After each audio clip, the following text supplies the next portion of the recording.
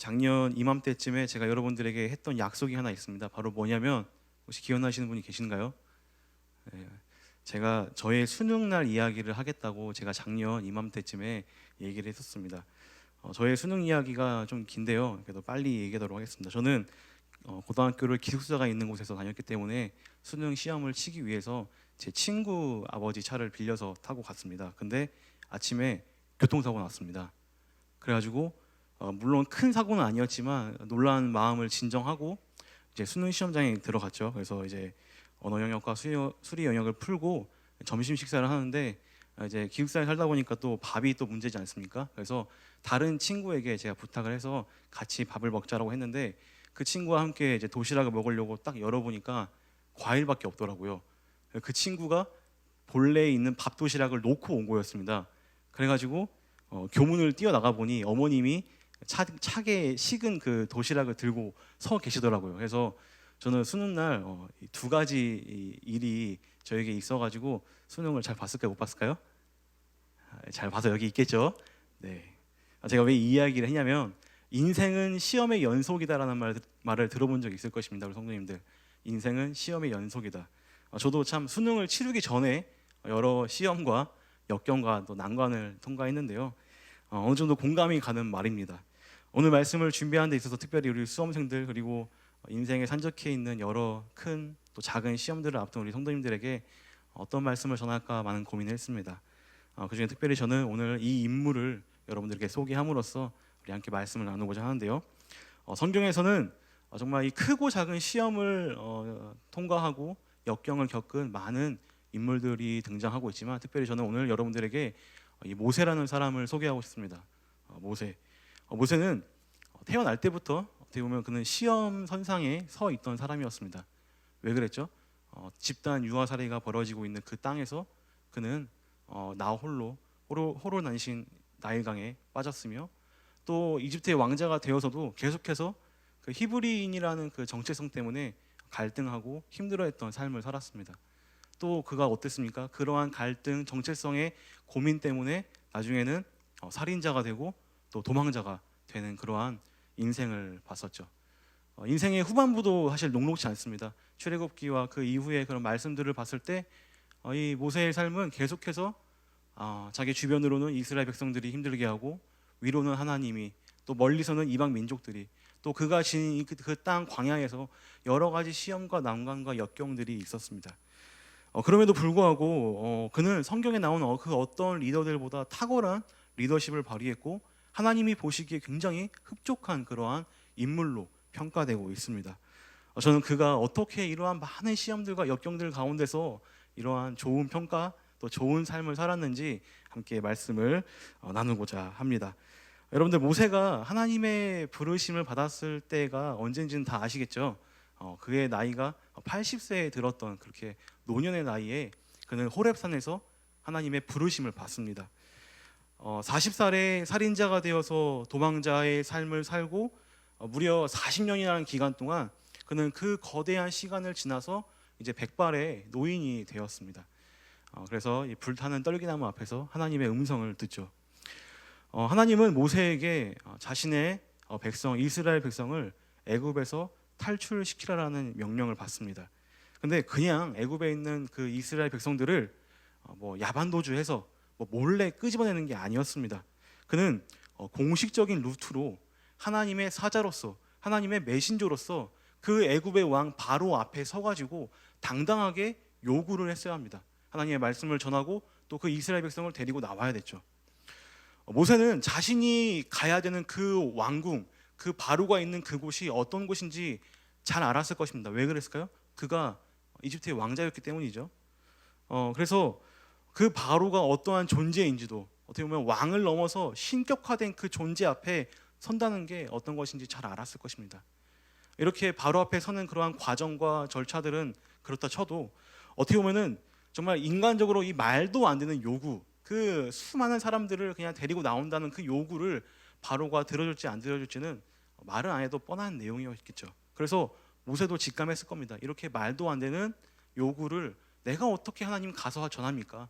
내가 어떻게 하나님 앞에 그 바로 앞에 서가지고 얘기를 합니까? 라는 그런 불평을 오늘 말씀 11절에 이렇게 얘기하고 있습니다. 우리 함께 3장 11절 말씀 한번 읽어보도록 하겠습니다. 출애굽기 3장 11절입니다. 함께 읽겠습니다. 시작. 모세가 하나님께 아뢰되 내가 누구이기에 바로에게 가며 이스라엘 자손을 애굽에서 인도하여 내리까. 자, 이렇게 불평을 하면서 모세는 자신의 상황과 또 자신의 핸디캡에 대해서 여러 가지 이야기를 합니다. 먼저 그는 도망자였습니다. 무려 살인을 해서 도망친 그러한 살인자였죠. 근데 그는 그냥 뭐 평범한 사람이었다가 살인을 저지른 것도 아니고 이집트의 한 왕자로서 왕족으로서 그러한 어마어마한 일을 저지르고 도망 나온 사람이었습니다. 그래서 이렇게 왕실에 큰 흠을 낸 사람이 다시 지금 왕궁에 들어가서 자신의 이름을 밝히고 또 그러한 요구를 했을 때 어떠한 일이 일어날까? 어떻게 보면은 그 왕궁으로 들어갔을 때 혹시나 자기를 알아보는 사람이 있다면, 아니면 혹시나 나의 이름을 물어보는 사람이 있다면 그는 분명히 그 살인죄에 대한 값을 치를 수도 있는 그러한 사람이었습니다. 그러니까 자신의 현재의 이 상황, 도망자라는 그리고 살인자라는 그 현실을 그는 알고 있었죠. 또 다른 현실이 있었습니다. 그는 말을 못하는 자였습니다. 왕 앞에 서서 하나님의 메시지를 전해야 되고 하나님의 그 요구를 바로 앞에서 얘기를 해야 되는데 그는 말을 못하는 사람이었습니다. 무려 40년 동안 광야에 거의 혼자 있다시피 한 그런 사람이었습니다. 아무리 말주변이 좋은 사람이라도 그렇게 긴 시간 혼자 있다면 있었던 말주변도 없어질 것입니다. 그리고 그는 또 자신이 스스로가 말을 잘 못하는 사람이라고 이렇게 얘기를 합니다. 10절 말씀 이렇게 얘기하고 있죠. 출애굽기 4장 10절입니다. 제가 한번 읽어보겠습니다. 모세가 여호와께 아뢰되 오 주여 나는 본래 말을 잘 하지 못하는 자이니이다. 주께서 주의 종에게 명령하신 후에도 역시 그러하니 나는 입이 뻣뻣하고 혀가 둔한 자이니이다. 입이 뻣뻣하고 혀가 둔한 자라고 설명하는데 이것을 문법적으로 보면은 어떠한 말이냐면 저는 예전에도 그랬고 오늘도 그렇고 앞으로도 그럴 것입니다라는 그런 의미가 문법적으로 있습니다. 그러니까 전혀 말을 잘할 수 있는 개선의 의지가 없다라는 것이죠. 하나님의 사자라면, 아니 그 절대자의 그런 사자라면, 메신저라면 분명히 말을 잘 해야 되는데 현실은 그렇지 못했다는 것입니다. 마지막으로 그가 처한 상황을 아주 잘 표현한 게 하나 있는데요. 바로 그의 수중에 들린 볼품없는 지팡이 하나였습니다. 그가 도망자 생활 40년 동안 그가 가지고 있었던 것은 겨우 지팡이 하나밖에 없었다는 것이죠. 제가 80세가 안 되어서 잘 모르겠는데요. 80세가 되신 분들은 아실 것입니다. 저희 할머니는 80세가 되시기도 전에 그 전동카 있으시죠? 그거를 타고 다니시더라고요. 지팡이가 의미하는 게 뭘까? 이 모세가 손에 쥐고 있는 이 지팡이를 들고 아마 그는 호렙산을 올랐을 것입니다. 그리고 이 지팡이 밖에는 자신의 몸을 보호할 게 없는 그러한 삶을 40년 동안 살았던 그러한 모세였다는 것입니다. 정리하자면 살인자이자 도망자였고 말을 잘 하지 못하고 그의 수중에는 어떠한 것도 이루지 못한 겨우 막대기 하나, 지팡이 하나 갖고 있는 사람이 바로 모세였다는 것입니다. 그런데 그의 삶에서 누가 등장합니까? 그의 삶에서 누가 나타나죠? 바로 하나님이 등장하십니다. 하나님의 등장으로 그의 현실이 어떻게 바뀌었을까요? 그의 삶이 다이나믹하게 아주 격하게 바뀌었을까요? 아닙니다. 그가 하나님께서 그에게 말을 잘하게 해주신 것도 아니고 그에게 기력이 솟게 해주신 것도 아니고 또 무슨 살인죄를 용서해 준 것도 아닙니다. 오늘 하나님이 그에게 어떠한 얘기를 했는지 한번 출애굽기 3장 12절 말씀 살펴보도록 하겠습니다. 함께 우리 3장 12절 말씀 함께 읽어보도록 하겠습니다. 시작. 하나님이 이르시되 내가 반드시 너와 함께 있으리라.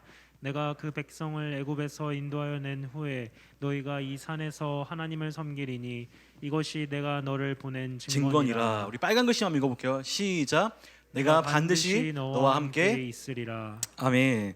자, 하나님이 그와 함께 하실 때 어떠한 변화가 있었냐? 물론 이렇게 격한 변화는 없었지만 도망자와 살인자라는 그 걱정과 현실을 어떻게 하나님이 바꾸시냐면 하나님의 이름을 담대하게 전하는 그러한 사람으로 바꾸셨습니다. 하나님의 이름을 성경에서 가장 처음 그 모세의 입을 통해서 전합니다. 나는 스스로 있는 자니라.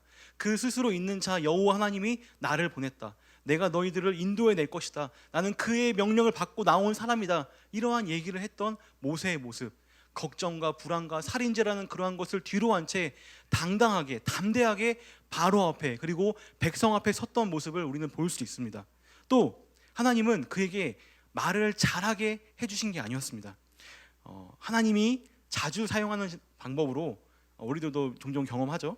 바로 하나님이 예비해 두신 사람을 통하여서, 하나님이 준비해 두신 사람들을 통하여서 그 하나님의 일을 이루게 하는 것입니다. 바로 그의 친형 아론을 통해서 그의 대언자로서, 말을 대신 전하는 자로서 그와 함께 동행하게 되는 것이죠. 또 마지막으로 그의 볼품없는 지팡이는 어떻게 되었습니까? 어떻게 보면 그 볼품없는 지팡이, 생명력 없는 지팡이는 모세를 의미하는 걸 수도 있습니다. 그런데 그 지팡이가 하나님의 명령을 받자 어떻게 변하죠? 살아있는 뱀으로 바뀌게 됩니다. 생명력 있는 뱀으로 바뀌게 되는 것이죠. 하나님의 능력이 나타나는 그러한 표징이 됩니다. 또 그의 그 주름 많은 손, 주름 많은 모세의 손을 품에 넣었다가 뺐을 때 나병이 생기고 치유되는 그러한 놀라운 능력의 손으로 변하게 된 것을 오늘 말씀을 통해 우리는 볼 수 있는 것입니다. 여러분들, 하나님이 함께 했을 때 모세는 바로 앞에 섰습니다. 제국의 왕, 그 제국의 신과 같은 그 사람 앞에서 힘없는 한 노인이 섰지만 그는 담대하게 하나님의 일을 진행시켜 나가고 하나님의 말씀을 선포하고 있습니다. 어떻게 보면은 이것은, 이 모세가 바로 앞에 서는 것은 그의 인생에 있어서 첫 번째 시험일 수도 있습니다. 첫 번째 관문일 수도 있습니다. 그런데 그때에 누가 함께 하신다는 것이죠? 바로 하나님이 함께 하신다. 하나님이 함께 하시고 능히 이길 수 있는, 능히 그것을 맞설 수 있는 능력을 주셨다라는 것입니다. 하나님이 함께 하신다는 게 중요한 것이죠.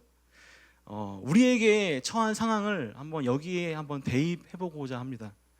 우리가 맞서야 할 바로는, 애굽의 왕은 어떠한 존재일까요? 우리가 마주해서 그곳에서 하나님의 이름을 선포해야 할 곳은 과연 그곳은 어디일까요? 여러분들 가운데 산적해 있는 많은 시험과 문제들이 있겠지만 저는 특별히 오늘 고3 학생들에게 그 시선을 맞추려고 합니다. 6일 뒤면 우리 아이들이, 고3 아이들이, 또 우리 수험생들이 수능 시험을 치릅니다. 저는 늘 생각했지만 이 수능이라는 이 시험, 이 시스템은 정말 세상이 고안해낸 최고의 작품인 것 같습니다. 최고의 나쁜 작품인 것 같습니다. 말로는, 겉으로는 공정하고 공평하고 모두에게 기회를 준다라고 하지만 어떻게 보면 이것은 대놓고 사람들을 경쟁시키고 비교하고 등급을 나누게 합니다. 사람들을 평가하고 제한을 두고 기능과 상품으로 취급하는 것이죠.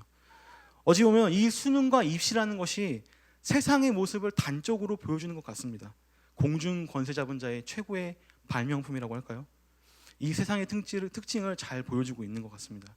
우리는 이 경쟁과 비교의 시스템을 한번 곰곰이 생각해 봐야 합니다. 이것이 세상을 대표하는 그러한 대표성을 띤 괴물이라면 우리는 어떻게, 우리 아이들에게 이것을 어떻게 준비시키고 맞서게 할까요? 이미 늦었으니까 기도 열심히 하라 이렇게 하면 안 됩니다.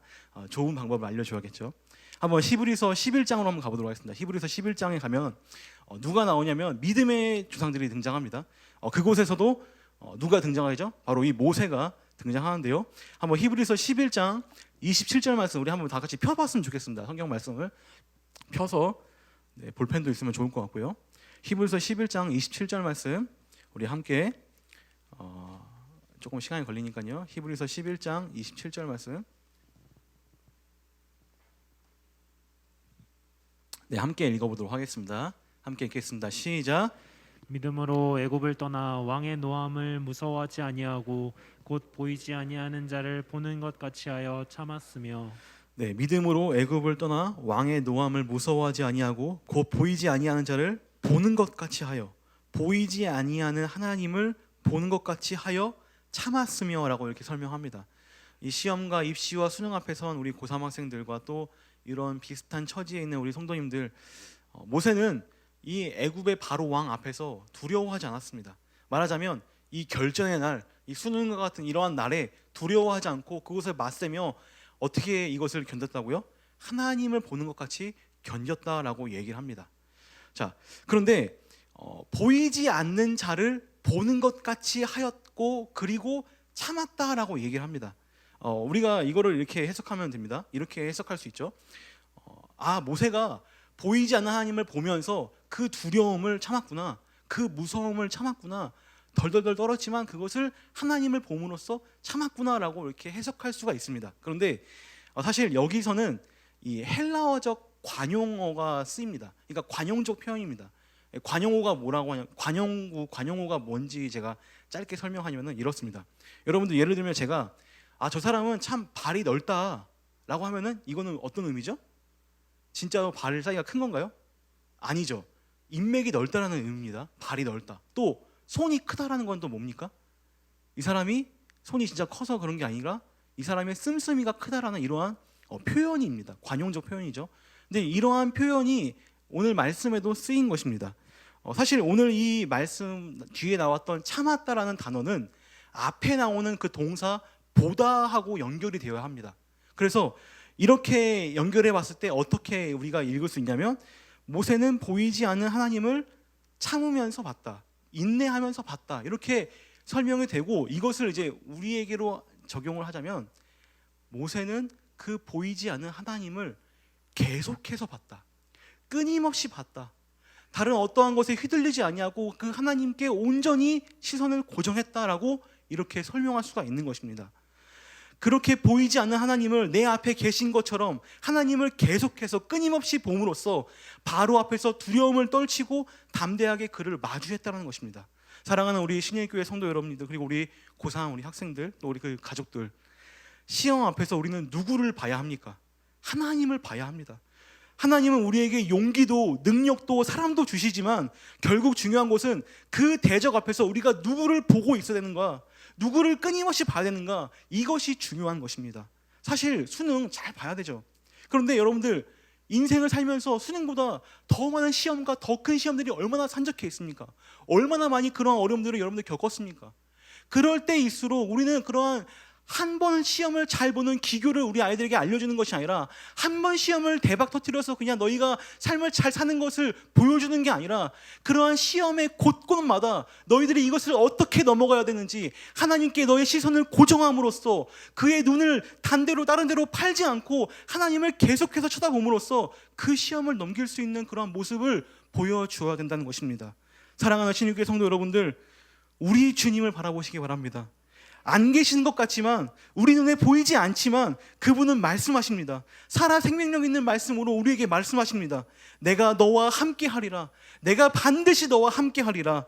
우리 하나님이 함께 있다는 건 여러분들 잊지 마시고 혹시 두렵거나 떨릴 때 우리의 시선을 현실에서 잠깐만 돌려서 그 믿음의 눈으로 우리의 하나님을 바라보시기 바랍니다. 그리하여서 모세처럼 바로 앞에서 두려워 떨지 않고 믿음의 주여 또 온전하게 하시는 그 우리의 그리스도 또 우리의 하나님을 바라보시는 우리의 모든 성도님들 되시길 주님의 이름으로 축원드립니다.